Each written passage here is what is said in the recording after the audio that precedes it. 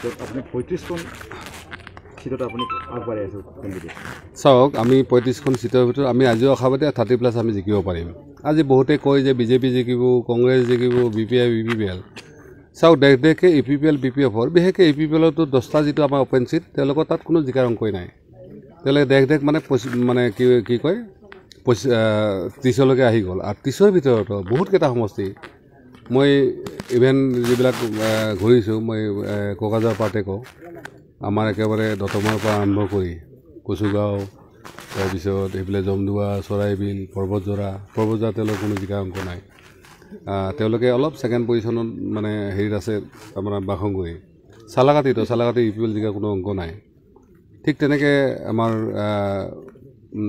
কি কয় চিৰাঙৰ নিচিমা তেওঁলোকৰ পজিশ্যন কিছু ভালে আছে কাজলগাঁৱত তেওঁলোক মই ভাবোঁ এইবাৰ হাৰিব লাগে তেওঁলোকে ঠিক তেনেকৈ চুবাইজাৰৰ কথাটো এতিয়াও পিক্সাৰটো ক্লিয়াৰ হোৱা নাই মই ভাবোঁ 2 চাইডৰ পিছত হ'ব ঠিক তেনেকৈ আমাৰ যিটো মানস চেৰপাং তাত তেওঁলোকৰ কোনো জিকা অংক নাই আপুনি সিফালে বৰমা তেওঁলোকৰ মচলপুৰ তেওঁলোকৰ জিকা অংক নাই চালবাৰী তেওঁলোকৰ জিকা কোনো অংক নাই ককলাবাৰী তেওঁলোকৰ জিকা কোনো অংক নাই দৰঙাজুলি তেওঁলোকৰ জিকা কোনো অংক নাই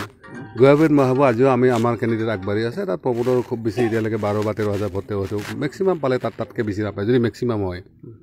ঠিক তেনেকৈ মই ওদালগুৰি যিটো দেখিছোঁ যে 9 চেৰপাং 5 চেৰপাং তেওঁলোকৰ কোনো হেৰি নাই ঠিক তেনেকৈ ৰৌতাত তেওঁলোকৰ কোনো হেৰি নাই ধনচিৰি তাৰপিছত হৰিচিঙা তাত তেওঁলোকৰ কোনো বেচ নাই ভৈৰৱকুণ্ড আজিও ক'ব পৰা হোৱা নাই ভৈৰৱকুণ্ড যিহেতু অলপ ভিতৰৰ হেৰিটো তাত অলপ দি লাগিব ঠিক তেনেকৈ খালেংদুৱাৰ বা খৰিয়াবাৰী তাত আমাৰ জিকাৰ মানে বেছি পজিশ্যনটো ভাল হৈ আছে বিশেষকৈ হৰিচিঙা ৰৌতা খালেংদুৱাৰ মুদৈবাৰী বা আমাৰ এইটো খৰিয়াবাৰী তো এই হিচাপত বিপিএফৰ কিন্তু অৱস্থা আৰু খুবেই বেয়া সেইকাৰণে কৈছে 5-6টা চিট এনেকুৱা হৈ আছে য'ত হয়তো কেতিয়াবা ইপিপিএল কেতিয়াবা বিপিএফ হেৰি হ'ব পাৰে আৰু যাৰ কাৰণে আপোনালোকে দেখিছে যে হিমন্ত বিশ্ব ছাৰ তেওঁ নিজে নামিব লগা হৈছে কাৰণ তেওঁ দেখিছে কোনো ফালৰ পৰা তেওঁলোকে ইপিপিএলক জিকাব পৰা কণ্ডিশ্যন নাই যদি আমাৰ অৱৰভোটটো অলপ ভাঙি দিব পাৰে হয়তো কিবা এটা অংক ওলাব পাৰে ঠিক তেনেকৈ শেহতীয়াভাৱে বহুতে চেষ্টা কৰিছে আজমল চাহাবক হেলিকপ্টাৰৰ পইচা দি হ'লেও তেওঁ আনিব চেষ্টা কৰিছে কাৰণ যদি আজমল আহি যায় এইফালে হিমন্ত আহি যায় হিন্দু মুছলিম পলিটিক্সটো হ'লে নম্বৰৰ ভোটটো ভাঙিব বুলি ভাবি আছে কিন্তু মই আপোনালোকক দৃঢ়ভাৱে কৈছোঁ যে আমি যি এটা 30-30+ কথা কৈছোঁ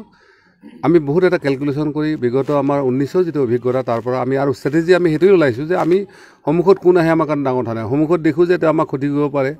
বা তেওঁ আমাৰ প্ৰকৃত মানে হেৰি হ'ব পাৰে আমি সেই তেওঁলোকক কিন্তু আমি এটা কৰাৰ কাৰণে আমি ৰেডি হৈ আছোঁ চাব যে আমাৰ যিখিনি অৱৰো ৰাইজ আছে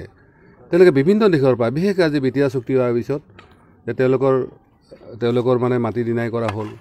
তেওঁলোকৰ চাকৰি বাকৰিৰ অধিকাৰ ডিনাই কৰা হ'ল তেওঁলোকৰ ৰাজনৈতিক অধিকাৰ ডিনাই কৰা হ'ল তেওঁলোকৰ মানে যিখিনি ভাষাটো আছিল ভাষাটো শেষ কৰিলে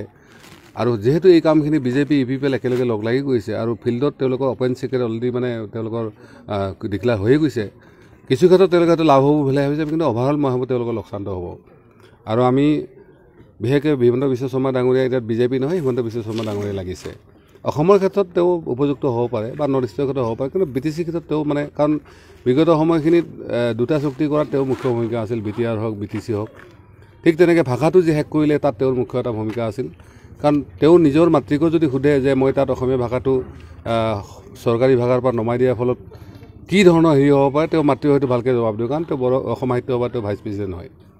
গতিকে আমি আজিৰ দিনত খুবেই মৰ্মাহত যে আমাৰ এই লিডাৰবিলাকে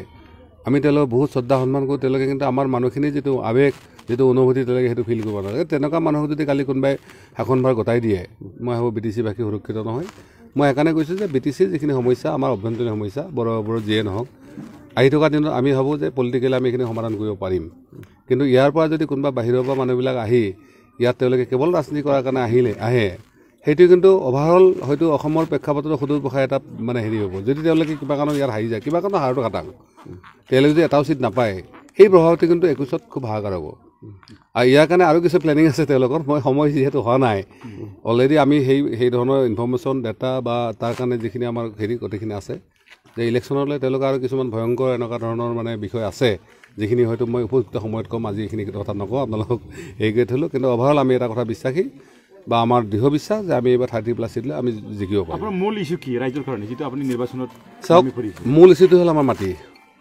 বিটিচিৰ আজিৰ দিনত প্ৰায় 7 লাখ বিঘা মাটিত ইয়াৰ অৱৰোহসকলক অবৈধ বেদখল কৰি বা বাংলাদেশী বুলি কোৱা হৈছে আপোনালোকে দেখিছে জয়ন্ত মল্লৰ পৰা আদি কৰি বিজেপিৰ যিসকল লোক আছে তেওঁলোকে কৈছে যে নৱসেনা কেৱল বাংলাদেশী ইয়াত জিকাইছে যদি বাংলাদেশী বুলি কোৱা হয় যদি আমি মাইনৰিটি ফালৰ পৰা বংগমূলীয় যিখিনি মাইনৰিটি আছে 10% আমি ধৰিব পাৰোঁ বাকী 70% 60% কিন্তু আমাৰ ইয়াৰ হেৰি মানুহ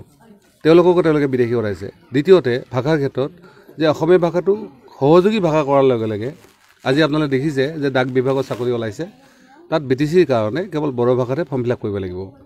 অকল সেয়াই নহয় আহি থকা দিনবিলাকত যিহেতু চৰকাৰী ভাষাৰ মৰ্যাদা নাই বড়ো মুখ্য ভাষা গোটেই চৰকাৰী সকলো নথিবদ্ধ স্কুলত চৰকাৰী ভাষা হৈছে বড়ো ভাষাই হ'ব ঠিক তেনেকৈ তৃতীয়তে গাঁও গঠনৰ কথাটো গাঁও গঠনৰ BTR জৰিয়তে গাঁও গঠনৰ যিটো তেওঁলোকে কমিশ্যন বনাইছে আচলতে তেওঁলোকে আমাক কল নহয় বাকলি দেখুৱাইছে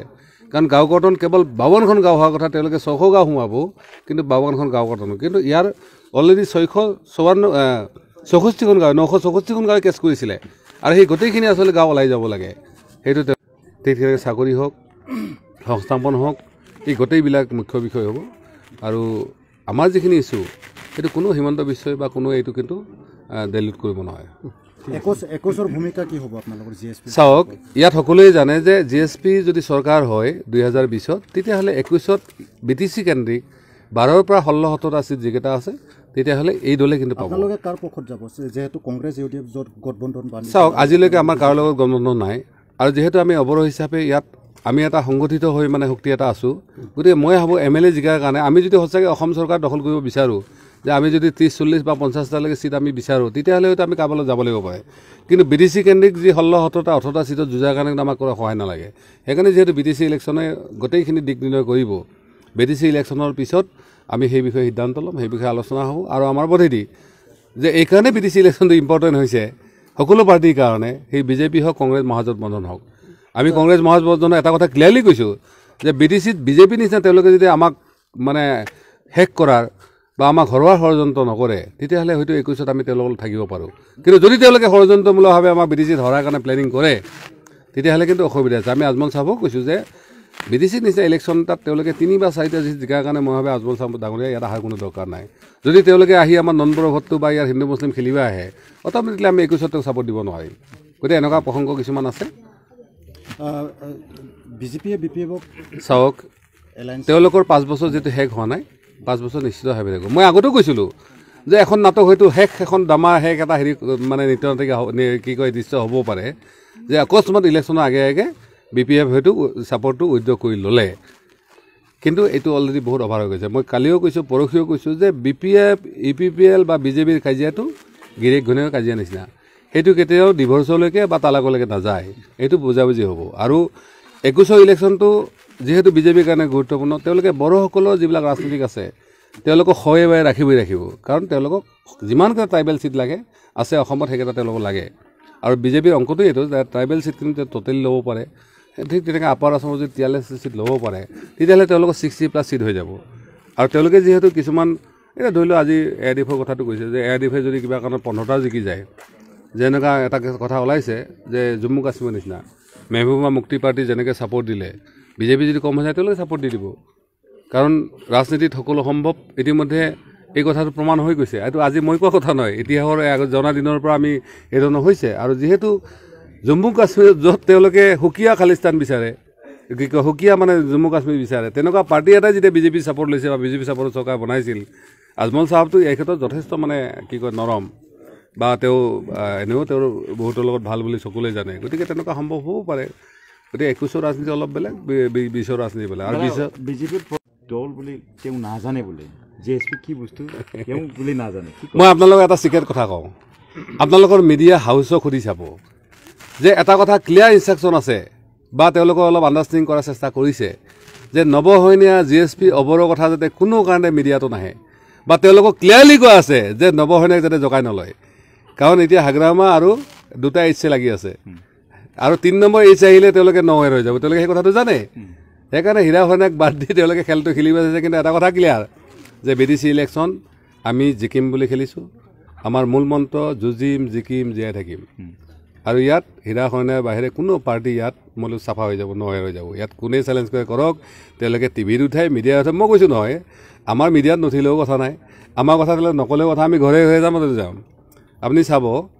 আমাৰ সভাত যদি 100 জন মানুহ আছে 100 জনে ভোট দিব কিন্তু বিজেপি সভাত যদি 100 জন মানুহ আছে 90 জনে ভোট নিদিয়ে আজি আমাৰ EPPL মিটিং হৈছিলে তাৰ ডিজাইনখিনি চাব আপোনালোকে যে মোদীৰ মিটিঙৰ ডিজাইন যেনেকুৱা এইটো যেন তেনেকুৱা আমাৰ নৱসেনা মিটিঙৰ চাব ত্ৰিপালৰ ওপৰফালে তৰা দেখা হৈ আছে নহয় গতিকে আমি আন্দোলনৰ পৰা উঠি অহা এটা সংগঠন বা এটা দল আৰু আমাৰ ৰাইজখনো তেনেকুৱা